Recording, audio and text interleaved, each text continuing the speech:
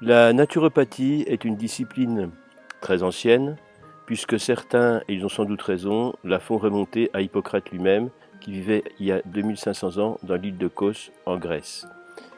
Il nous a laissé un certain nombre d'enseignements, notamment sous forme d'aphorismes qui sont célébrissimes, comme par exemple le primum non nocere, d'abord ne pas nuire, que tout le monde connaît, également que ton aliment soit ton médicament, mais aussi des aphorismes peut-être un petit peu moins connus, comme par exemple celui qui consiste à dire « Si tu n'es pas prêt à renoncer à ce qui te rend malade, il est inutile de te soigner et nous n'arriverons pas à te guérir. » La naturopathie est riche encore de ces enseignements, de ces principes fondamentaux qu'on regroupe sous le nom de hygiène vitale, et ce sont encore les bases de toute approche, de tout enseignement en naturopathie. On préfère plutôt parler maintenant de pratiques de santé naturelle et d'hygiène vitale.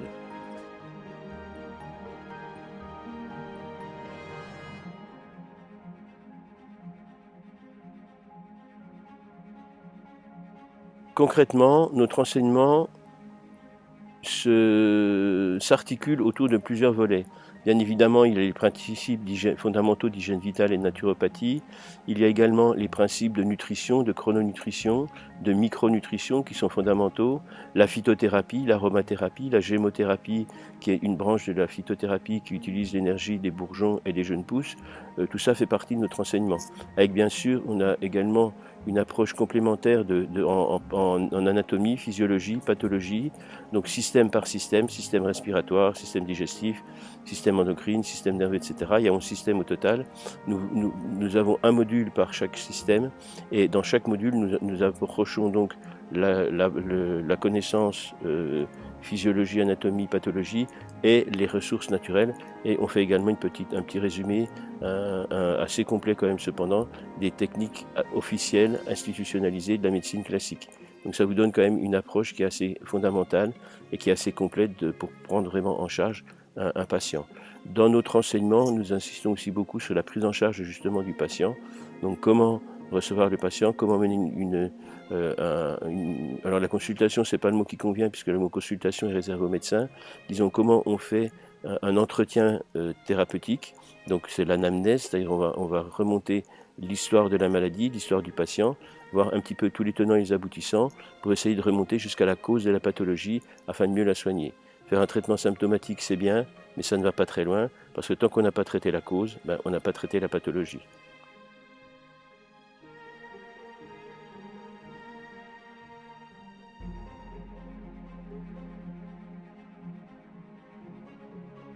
La médecine tibétaine et la médecine ayurvédique, comme toutes les médecines d'ailleurs traditionnelles, pour certaines chamaniques, comme en Amérique du Nord, en Amérique du Sud, en Australie, la culture aborigène est très riche d'enseignements médicaux, dans le nord de l'Europe aussi, la Sibérie, les pays scandinaves, et même nos campagnes françaises à nous sont riches d'enseignements, de connaissances qui sont empiriques pour certaines, mais qui ne doivent pas être négligées. On y revient de plus en plus parce qu'effectivement, la science occidentale a conscience maintenant de ses limites, qu'elle est parfois un petit peu trop matérialiste et que le tout allopathique, le tout chimique, le tout physique ne suffit pas à expliquer tous les mystères de la vie. Et justement, actuellement, c'est ça qui est passionnant dans nos recherches, c'est que je me rends compte de plus en plus que la médecine traditionnelle et la médecine officielle se rejoignent et effectivement elles se complètent. On ne peut pas négliger cette complémentarité et c'est cette richesse justement que nous avons essayé de faire vraiment une partie intégrante de notre enseignement.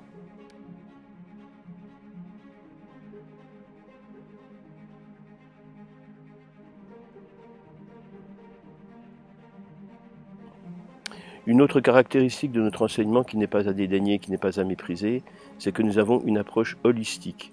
Nous sommes des esprits curieux à Phytocorsa et nous avons investigué un petit peu partout dans le monde, notamment en Inde et auprès de la médecine tibétaine et de la médecine ayurvédique, des connaissances qui sont pour certaines empiriques, mais qui d'autres sont des connaissances scientifiques validées par plus de 5000 ans d'ancienneté. Je pense notamment à la médecine ayurvédique. Et ces enseignements nous permettent de présenter une approche holistique et de partir sur le principe de base qu'un être humain, un organisme vivant, n'est pas qu'une poignée de matière en fermentation. C'est aussi, et nous en sommes persuadés, une entité physique bien sûr, mental, psychique et spirituel. Les trois sont indissociables et on ne peut pas soigner l'un en négligeant de soigner les autres.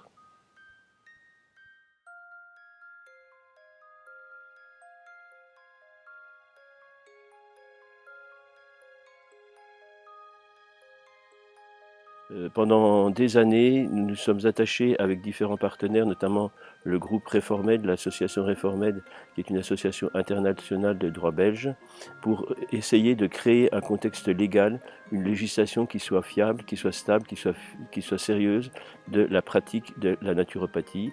Car en fait, actuellement, le gros problème qui se pose dans le domaine de la naturopathie, c'est effectivement la certification des enseignants et des enseignements.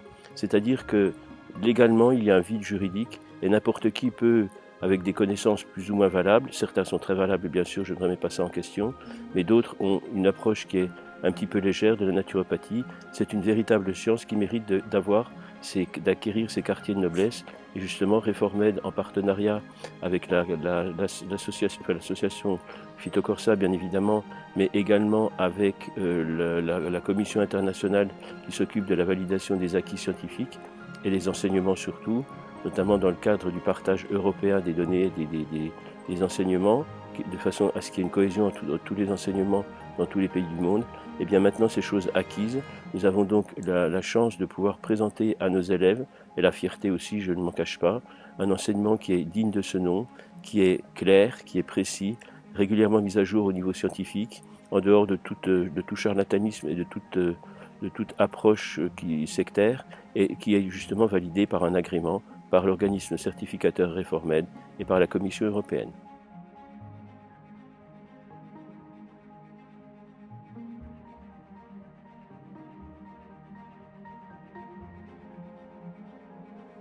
Par rapport à la certification, ou plutôt l'agrément que l'on a auprès de la Commission européenne, à partir du moment où vous avez validé vos cours, vous avez validé les examens, vous pouvez donc avoir une attestation, un agrément de compétences professionnelles, et ça se passe par Internet. Vous validez ce qu'on appelle le pass de compétences européennes, de compétences professionnelles, et vous êtes donc tout à fait en légitimité pour ouvrir un cabinet à votre compte, bien entendu en respectant les conditions légales, en ayant par exemple un statut fiscal et en ayant surtout une assurance responsabilité civile professionnelle que vous pouvez avoir également par le biais de nos structures, puisque nous avons conclu des contrats groupes, et ça c'est très important pour avoir une pratique professionnelle en toute sérénité.